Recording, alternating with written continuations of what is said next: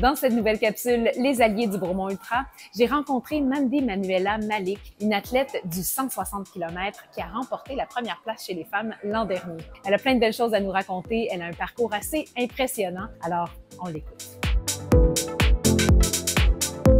C'était ma première fois. Je terminais le Québec Méga Trail et j'avais plus de course dans l'année. Puis là, je me suis dit, mais on est juste en juillet, je vais faire quoi? Tu sais, il fallait que je me trouve une raison de vivre. Il restait en fait le Bromont Ultra qui était proche, puis je pouvais aussi inscrire mon garçon. C'était comme facile pour que tout le monde puisse faire la course. Le problème, c'est que je voulais faire le 80 km et il y avait plus de place. J'ai une amie à moi qui me dit, Mandy, inscris-toi au 160 puis tu fais une boucle. Hey, quelle super idée, c'est génial. Puis tu sais, j'étais pas quelqu'un qui était focus sur gagner ou finir une course. Moi, c'était juste, je voulais faire un 80 km puis j'aurais été contente. Sauf qu'au fur et à mesure de l'été, plus on approchait la date, plus je disais à mon chum, mais je vais le faire le 160, en fait, c'est facile quoi. Le jour de la course, je ne savais pas du tout si j'allais finir. Je lui ai dit, écoute, on prévoit le start pour le 160, puis je m'arrête quand je suis fatiguée. Sauf que j'ai jamais été fatiguée. C'est ça qui est incroyable sur cette course-là. Je pense que les conditions étant favorables à ce que tu t'ennuies pas aussi. Finalement, j'ai le premier 160 km. Belle expérience, ouais.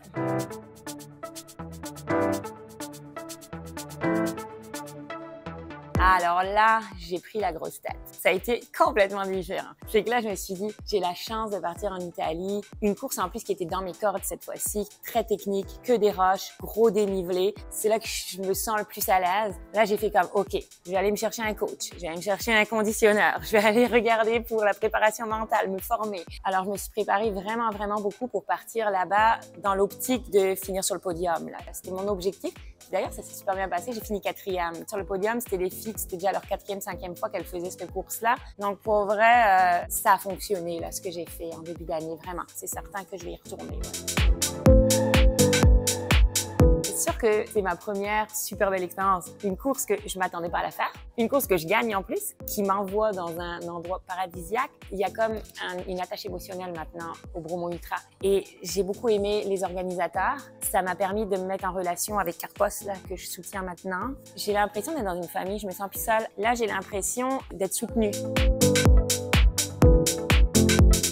J'aimerais qu'ils aient un mauvais temps. Mais pour vrai, ça donne tellement une authenticité à l'événement. C'est quand même le fun quand c'est boiteux puis dégueulasse. Je pense que tu sais, c'est le plus beau cadeau que la vie peut leur offrir de dire fais ça dans une condition de merde parce que notre cerveau est bien fait. Hein? On le sait que les souvenirs sont beaucoup plus ancrés quand c'est associé à une émotion et encore plus quand c'est associé à une émotion négative. Donc si tu veux te souvenir de l'événement, faut que ça fasse mal. Il faut que tu sais, t'aies un genre de petit choc émotionnel. Puis ça crée une solidarité forcément aussi. Plus les conditions sont difficiles, plus les gens vont s'entraider. Voilà, c'est ça que je souhaite, moi, au Bromont Ultra cette année, de la pluie.